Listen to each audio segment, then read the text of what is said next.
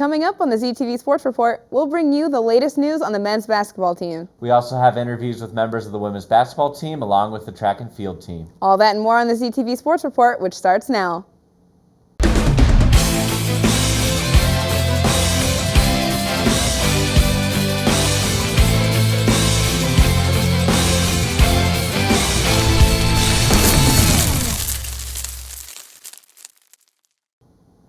Welcome to the ZTV Sports Report, your home for everything Akron Zips Athletics. I'm Daniel Cermak. And I'm Cameron Justice. Cameron, we have a lot of Akron athletic news to cover on this show. Well, let's start off swinging with the women's softball team. The team has started off the season hitting the road, traveling to Florida, Georgia, Virginia, Kentucky, and Alabama for the first 20 games. The Zips' current record has them 9-11 on the season so far, thanks to the hard work of junior Ashley Sims, with a batting average of .371, and Savannah Fruin with an average of .352. Freshman pitcher Lexi Hanley has also been helping her team, registering 65 strikeouts so far this year. The team is in third place in the eastern part of the Mid-American Conference, right underneath Ohio University and Bowling Green. But I'm sure the ladies will take off after they play their first home game against Cleveland State on March 28th. Spring, windbreakers, peanuts, and Cracker Jacks. I can't wait, Daniel. Yeah, it's almost as good as fall. Cameron, you know there is another team that is filled with some heavy hitters, and that is the women's tennis team.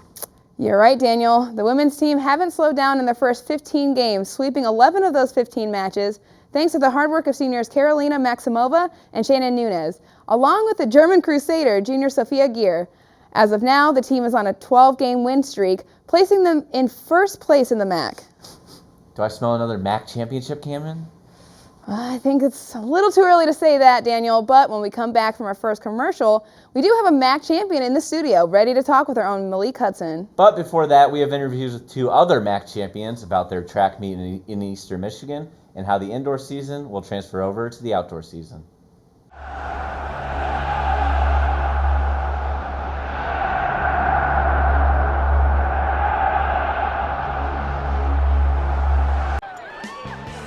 Last February, the women's indoor track and field team won their 6th Mid-American Conference in Eastern Michigan. We got the chance to talk to two members of the women's track and field team, senior triple jumper from Barcelona, Spain, Ariana Ramos Gonde, and senior long jumper from Glasgow, Scotland, Nikki Manson, who both placed first at the meet and talked about what it meant to them. Winning MAC and IPR in the 60 hurdles too, and then I had a good performance in the long jump. So I'm happy, not satisfied, looking forward big results this upcoming outdoor season. My indoor season had some ups and some downs. I jumped a PB very early on, so I was very pleased about that. However, when I jumped that PB, I got injured, so that was very frustrating, so I felt like I was in really good form. And I think I could have jumped higher that day, but I had to pull out because I was in a lot of pain. And then I didn't really train for like a month, so that was frustrating. And then I went into MAC having not trained, but somehow managed to pull out the win. And then from my PB jump at Penn State earlier on in this season, that got me to nationals. So that was a big high, but I was disappointed I wasn't able to continue my training through it. The two went on to express what it meant, not only winning their conference, but along with the men's track and field team, which was the first time in program history that both teams won together. Normally back at home, I've always been an individual athlete, so it was really nice to be part of a team. I haven't been part of a team like that since I was a little girl, so it was really nice, and especially having the men's and the women's to win together. I feel like we all bonded as a team that day, and I feel like I especially bonded with a lot of people, and I feel like we're in a good place going into outdoor season. How all the people cheer for each other, the teammates went crazy when I was jumping, when my teammates were jumping.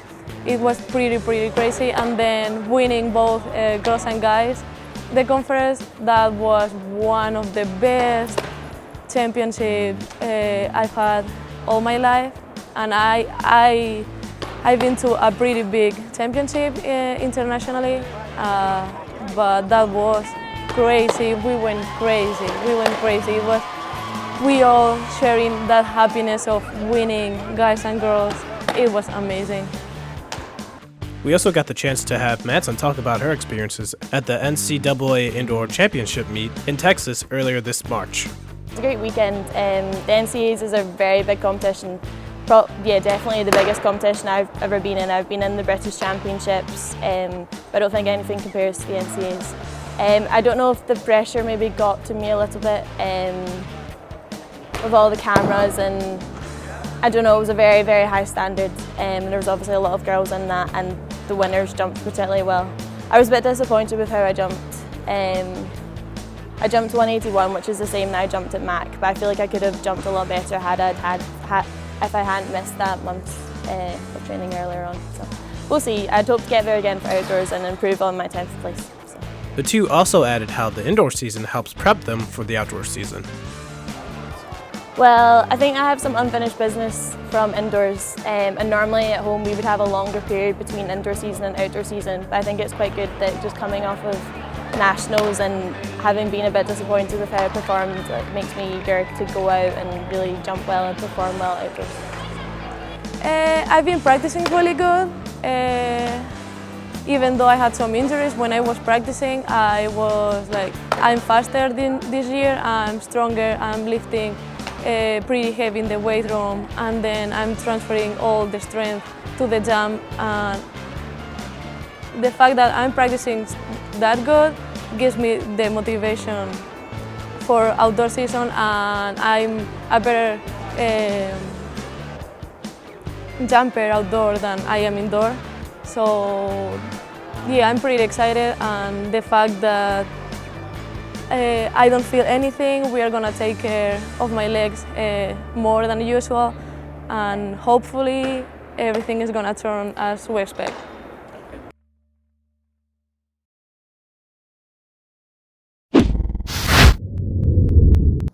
Hey everyone, I'm Malik Hudson. I'm here with Matt Ludwig, a sophomore pole vaulter for the Akron men's track and field team, and also newly named Mid-American Conference champion and 2017 All-American. How are you today? I'm lovely. How are you? I'm great. All right, where are you from, Matt? I'm from Chardon, Ohio. It's my hometown. I went to high school at Lake Catholic High School in Mentor. You recently transferred from the University of Missouri. Why'd you switch? There was a coaching change at Missouri. The head coach released my pole vault specific coach and then did not hire a new pole vault coach the next year. So if I would have stayed, I would have been left without a coach. And in a technical event like pole vault, it's very hard to get a lot better without having anyone to guide you along the way. So I looked to transfer and then got in contact with Coach Mitchell, and I'm here now. Yeah, Coach Mitchell is a really great coach. And we can see that because last week you competed at the NCAA National Championships in pole vault, and you finished third. How was that experience? It was a great experience. NCAA's indoors was one of the most electric and exciting atmospheres I've ever been in. It was definitely more exciting than MAC indoors, but those two meets are definitely top two by far of the most exciting meets I've competed at. The experience as a whole, to be out around such world-class competition and just the best athletes in track and field in Division I NCAA, it's so much fun. It's a great time. Yeah, what was the most difficult part about the whole meet itself? Probably just like looking at my competition as a whole. From the first jump, or from warm-ups to the end of the competition for pole vault, it was probably a 3.5 to 4 hour competition. So just being able to stay warmed up, prepared, and like mentally focused, and ready to go for everything that you need to do for a solid 4 hours. While physically draining, it's also mentally draining. So you really had to take time to relax and just prepare your mind for what you're doing. But outside of that, it's always just a good time down there. Yeah, okay, now this isn't quite an understatement, but what was the easiest part of it, with it being the best vaulters in the country coming into one place to compete? I know that's hard to sell, but what was the easiest part out of all of that? Easiest part was probably just the fact that pole vault doesn't change. While it's like a different runway and a different pit and everything, all that is adjusted to pretty easily, but all the training, I mean, it's the same for any other event in sport. All the training that needs to be done to do well at nationals has been done the entire season beforehand, or during the earlier season. So it's really just about trusting your training and the process, and just knowing that you're ready to go out and be one of the best out there. Okay, so if you weren't a pole vaulter, what would you do? I'd probably be a multi-eventer, like a decathlete and a heptathlete, with a sprint and jumps focus. I'm pretty quick, and able to be a little explosive and jump pretty well. I try to stay away from the throws and the distance if I can. That's definitely not where my strength is, but yeah, if I had to, I did multi-events in high school, so if I had to go somewhere else, it'd be there. Well, interesting fact, I actually competed against you in high school more than once. I'm sure you're aware of that. Yeah. Yeah, and he is pretty fast, guys. Take my word for it. But that's all we have time for today. Thank you, Matt, for coming. Yeah, thank you for having me. All right, and if you need help carrying all those trophies and medals, just give us a call. You got it. All right.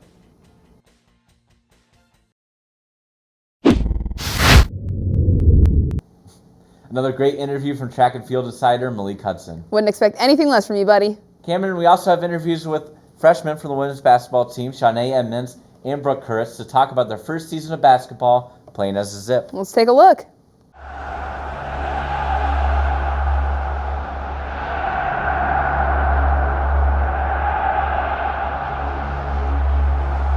This past week, I got to sit down and interview freshman guards number 3, Shawnee Edmonds, and number 20, Brooke Kurtz, who talked to me about how their freshman year went.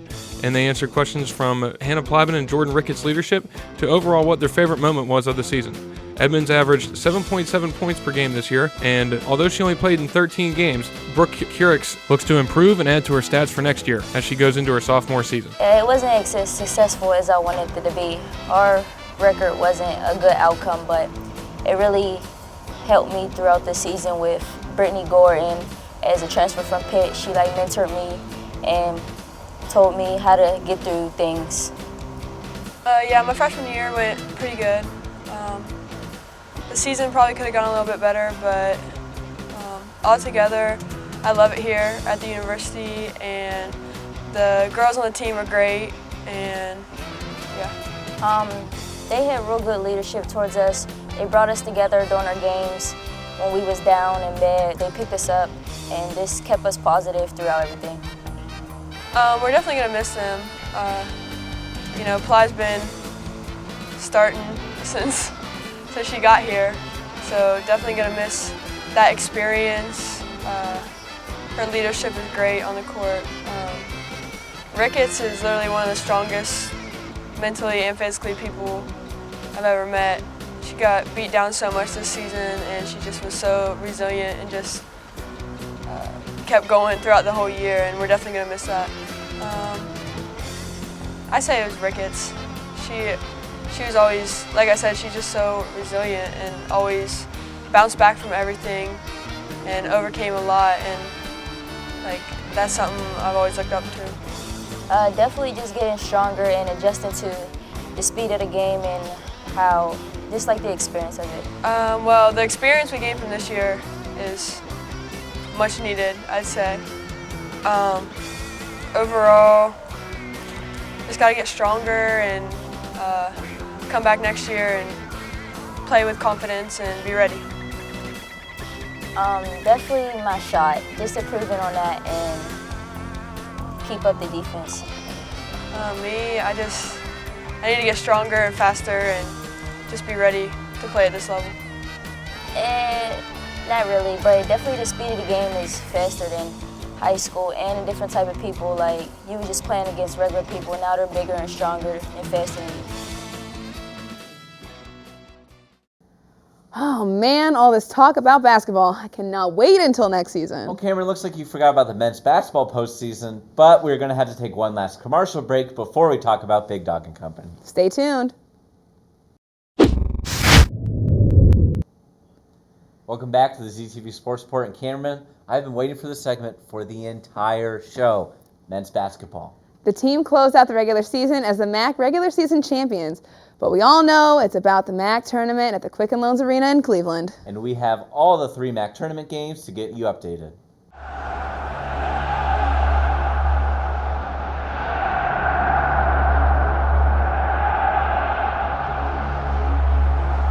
On March 9th, 2017, the Akron's men's basketball team competed in their first game of the Mid-American Conference Tournament at Quicken Loans Arena in downtown Cleveland. The Zips would face off against Eastern Michigan, hoping to advance to the semifinal of the tournament.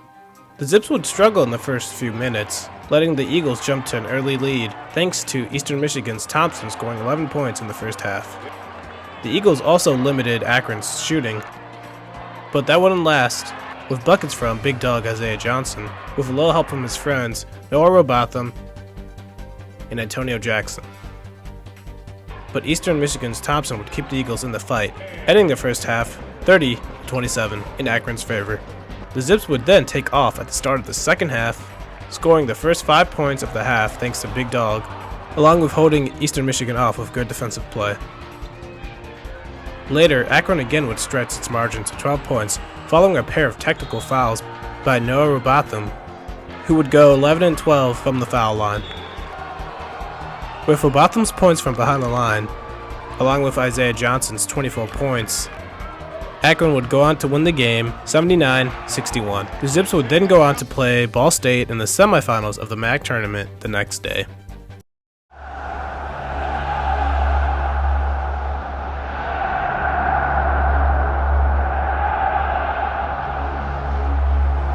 The Zips men's basketball team took on Ball State in the second round of the MAC tournament at Quicken Loans Arena in Cleveland. They were looking to advance to the championship round of the MAC tournament with a win in this game. Tavion Dunn-Martin picks up 3 of his 5 total game points from behind the arc right here. Later, Antonio Jackson drives through the paint and to the hoop. Antonio picked up his 1,000th career point at the University of Akron during this game. Once again, Isaiah Johnson was a force to be reckoned with in the post. His huge presence in the paint allows him to distribute the ball well and pick up 5 assists throughout the game. Big Dog came up, well, big elsewhere as well. He recorded 19 points and brought down 6 boards. Here he draws another double team and gets the ball out behind the arc to Antonio Jackson, the game-high scorer, who puts another 3 in the hoop. Jamond Ivey does well to move off the ball to the baseline to collect a pass and get 2 points off the bucket. The Ball State Cardinals kept themselves in the game with a combination of good ball movement and transition defense throughout the first half. Here, Quan shakes off the defender, collects the pass, and shoots the bucket. Later, Noah Robotham pulls up, gets 2 points, and then takes a contested shot for 3 points to put 5 up for the Zips. Big Dog sets an excellent pick right after that, and Noah is able to run around every defender on the planet Earth to make it to the bucket. Antonio Jackson played a great game from both sides of the ball. Here he gets the steal and takes it all the way down to the other side of the court and dodges the block for 2 points. Mid-second half, the Zips offense looked to be moving just a little bit too quick for the Cardinals. Dunn-Martin sets off a chain of passes that eventually find their way to Antonio Jackson, who puts up the 3-point bucket and makes it. The Zips would experience some resistance from Ball State late in the second half. It came in the form of a couple of drives to the basket, including this dunk that even we could appreciate. However, the Zips pushed back with some resistance of their own and drove to their own baskets a number of times, drawing fouls. The Zips would ride their near 52% field goal percentage to a 74-70 victory over Ball State and advance to the MAC tournament championship round against Kent State. We've been simple most of the season. We haven't defended well most of the season. But what I mean simple is like just get the big guy the ball. I mean, like a complicated sport. I think people make it complicated. If you got a guy like that can score if they don't double him and can pass if they do double him, and you surround him with shooters, it seems to me the easiest thing to do is throw him the ball and play off of him instead of coming off of ball screens or trying to play one-on-one. Now, at the end of the clock, you have to do things like that. But I felt like for a 5-6 minute stretch to start the second half, we lost our minds, right? And we paid the price. But I will say the good thing about this team is they have the ability to play up, and they also have the ability to play when their back's against the wall. And sometimes when they have the lead, they don't play so great, or if they're playing an average team. But again, I think we got an unbelievable performance from Ball State. I mean, some of those shots were contested shots, and they're a skilled team. So that's why we have trouble with them, because you have to play on all of them. There's nobody to really play off of.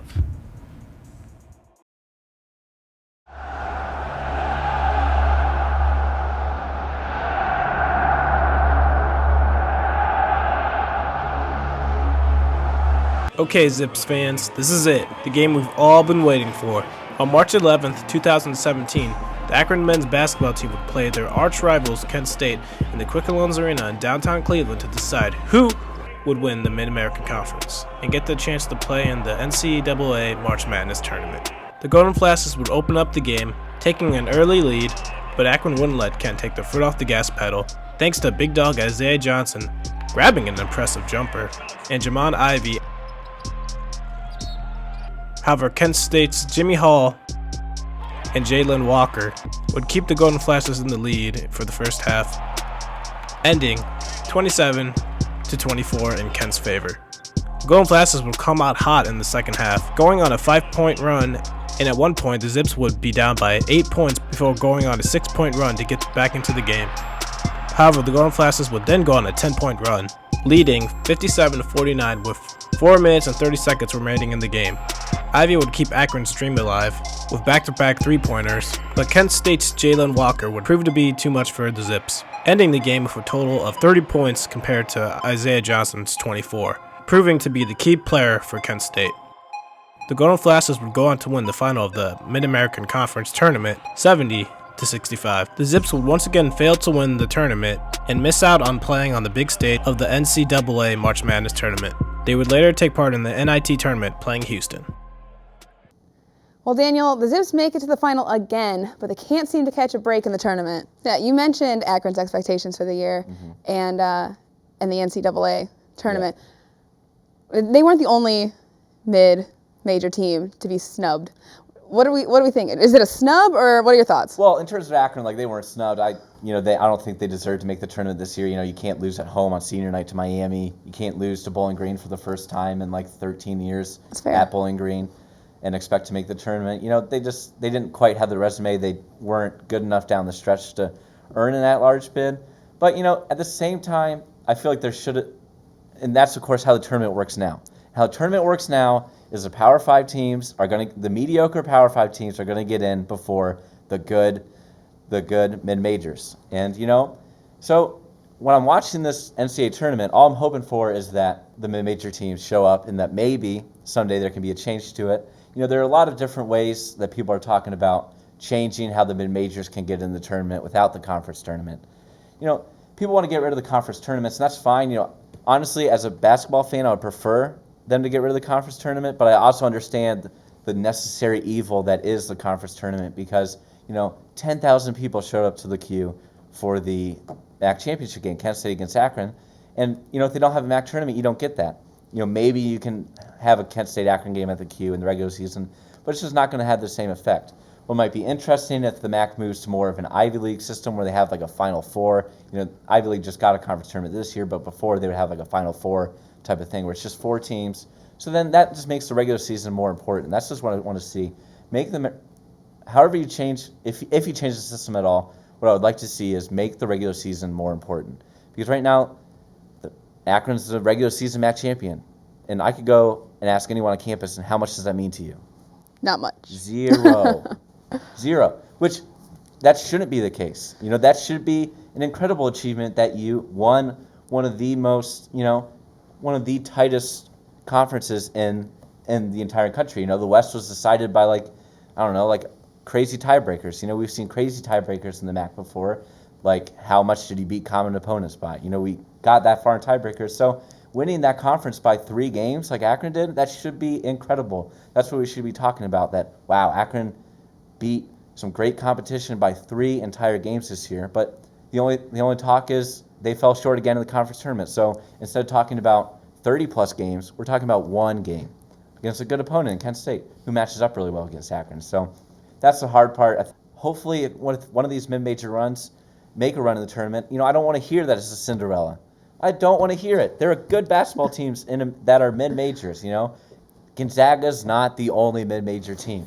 There are other ones. Middle Tennessee State is great. Akron is a great program as a whole, but they have fallen short in the championship games, which is frustrating, but, we got to focus on being less result-oriented and more process-oriented, I feel like, as sports fans and analysts too, because it's really hard to watch sports when you just focus on the result.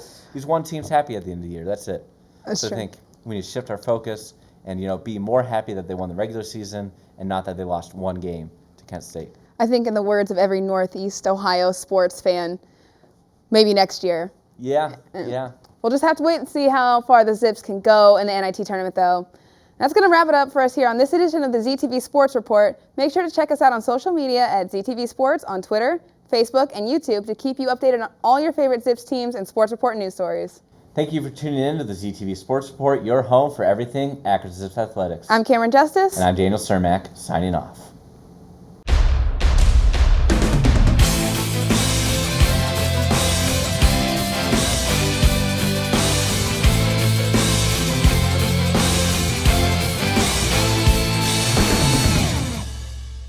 This program was produced by ZTV at the University of Akron.